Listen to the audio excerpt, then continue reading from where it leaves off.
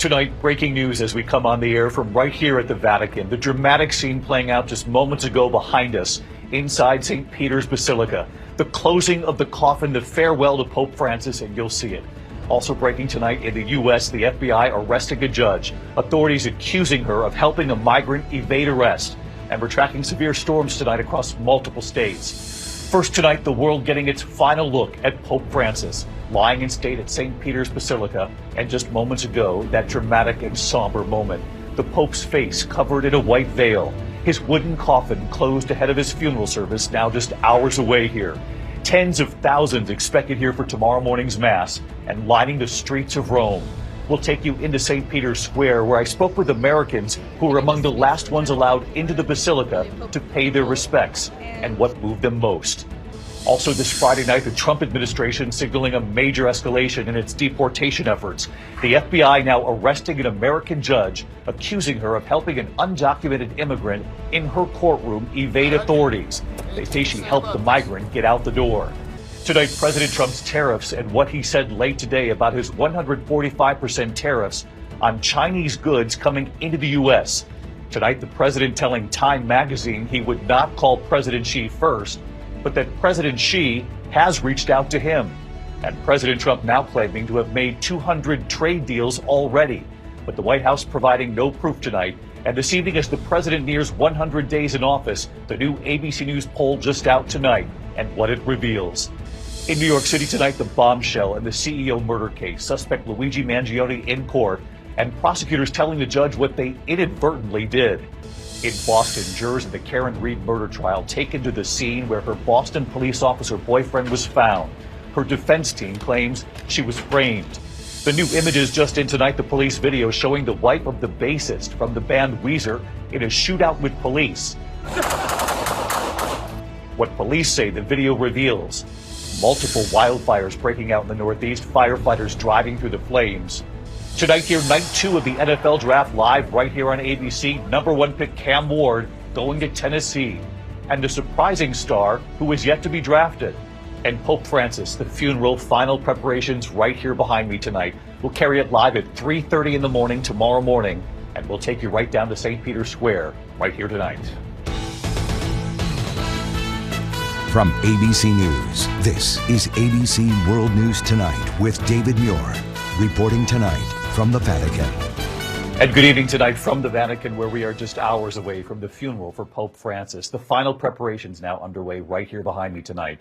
Just a short time ago, a solemn, moving moment inside St. Peter's Basilica. The public vigil for Pope Francis is now over. The Pope's coffin has now been closed as part of an ancient private ritual.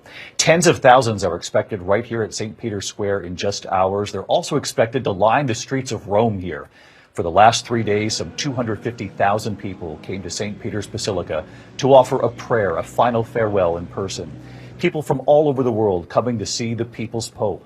I spoke with Americans who were among the last ones allowed into the Basilica late today to pay their respects. And you'll hear what moved them most. They're from Texas to Ohio to Florida, and why they came to Rome. Then the gates were pulled shut and the final visitors finished filing through.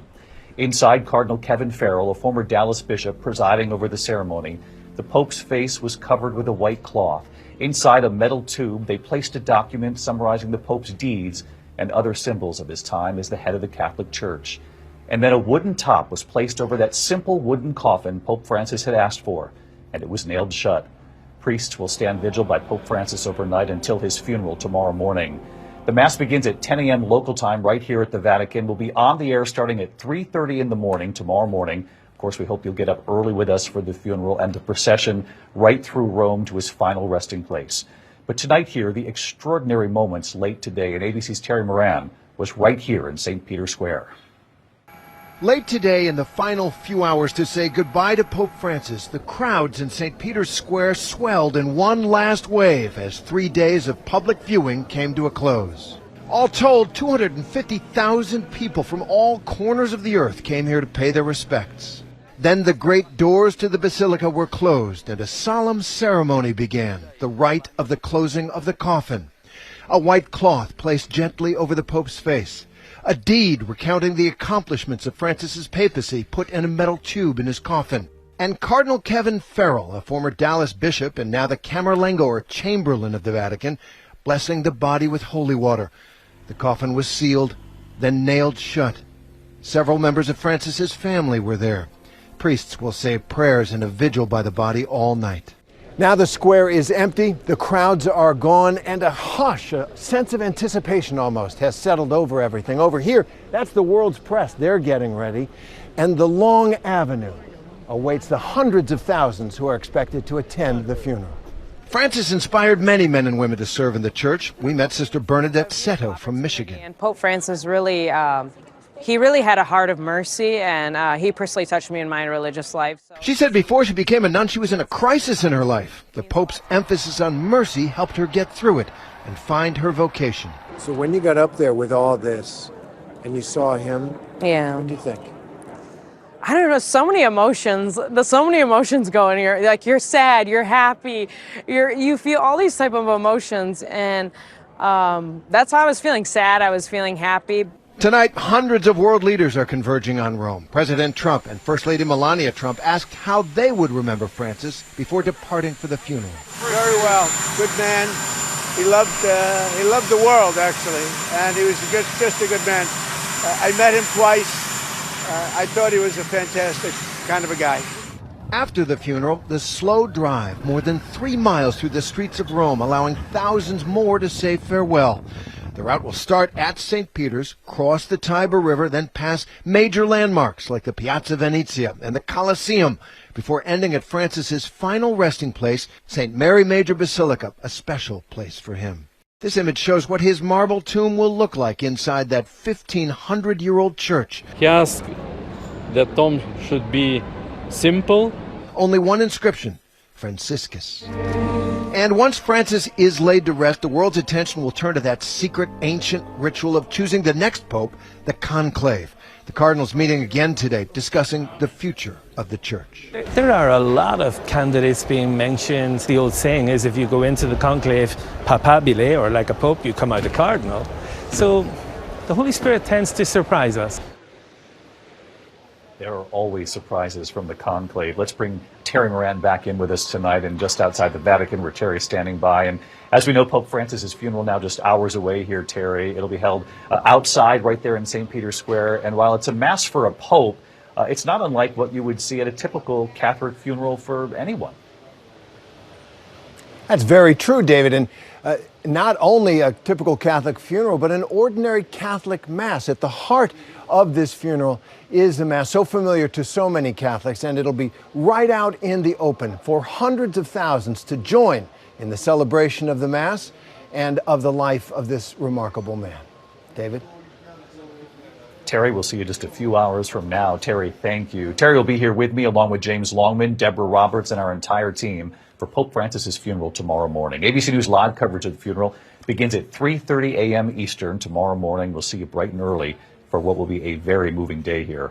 And then later here tonight, the Americans who were among the last ones in to pay their respects late today, and what they told me when they came out, what moved them, and why they came all this way to the Vatican. But we do move on to the other news this Friday night. The Trump administration signaling a major escalation in its deportation efforts. The FBI arresting an American judge accusing her of helping an undocumented migrant in her courtroom evade authorities. They say she helped the migrant get out the door. Here's Pierre Thomas tonight. Tonight, a sitting state court judge is facing federal charges and possibly years in prison in what critics are saying is a major escalation in the Trump administration's effort to pressure officials to assist in deportation efforts. Judge, anything to say about this? Milwaukee County Circuit Judge Hannah Dugan seen here leaving court after being arrested by the FBI.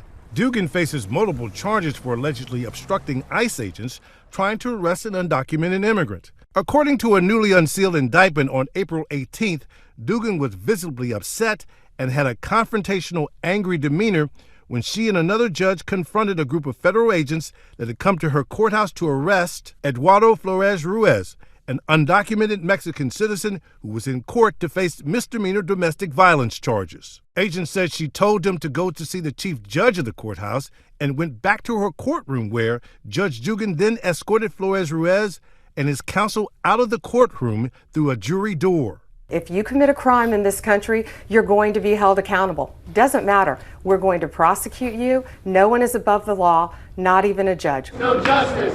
Dugan's attorney saying in court she wholeheartedly protests the arrest and believes it was not made in the interest of public safety.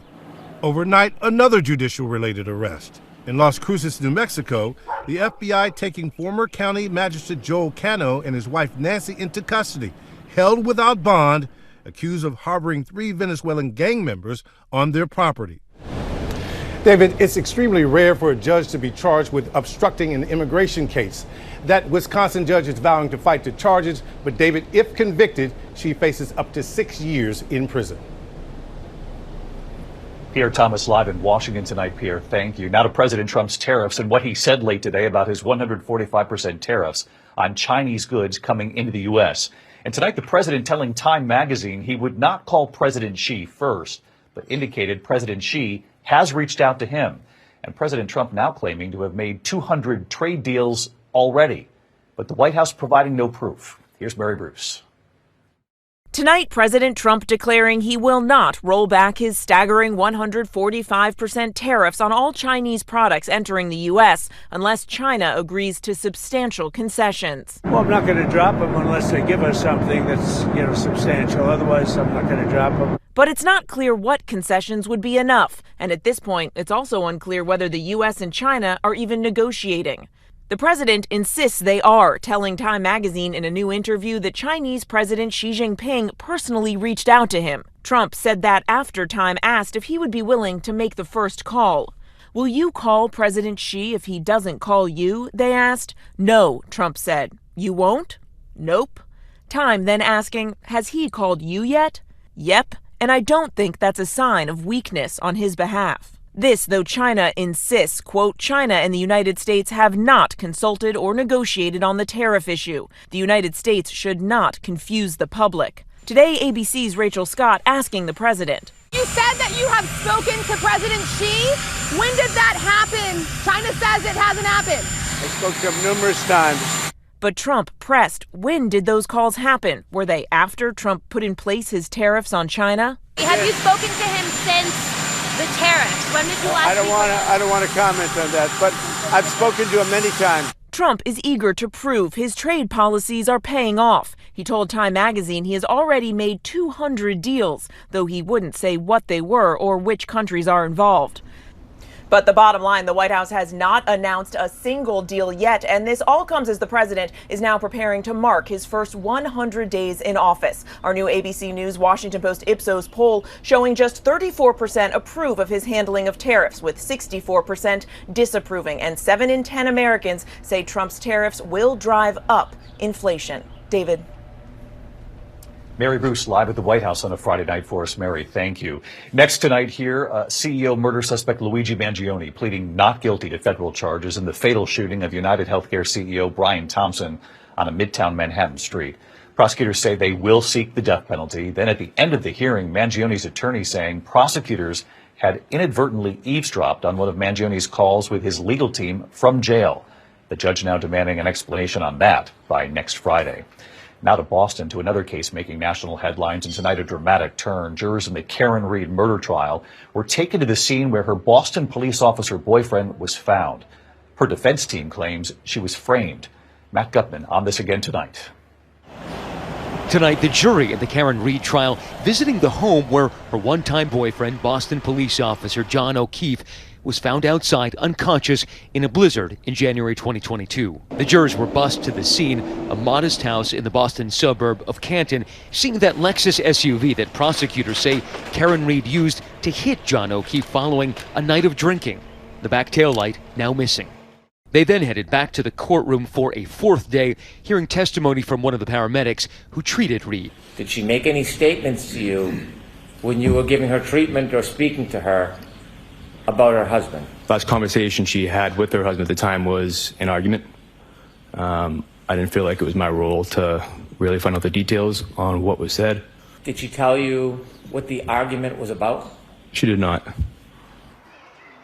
And David, that case has become a local obsession. That little house in Canton has become one of the most famous in all of Massachusetts. Now, Reed claims that she was framed in a police cover-up, And that trial resumes on Monday. David. Matt Gutman covering the case for us. Matt, thank you. When we come back tonight, several wildfires breaking out in the Northeast. You'll see the firefighters driving through the flames and the storms we're tracking in multiple states tonight. Also ahead. Oh, she wrecked it. The new images just in tonight, the police video showing the wife of the bassist from the band Weezer in a shootout with officers. And what police say this video now reveals in a moment.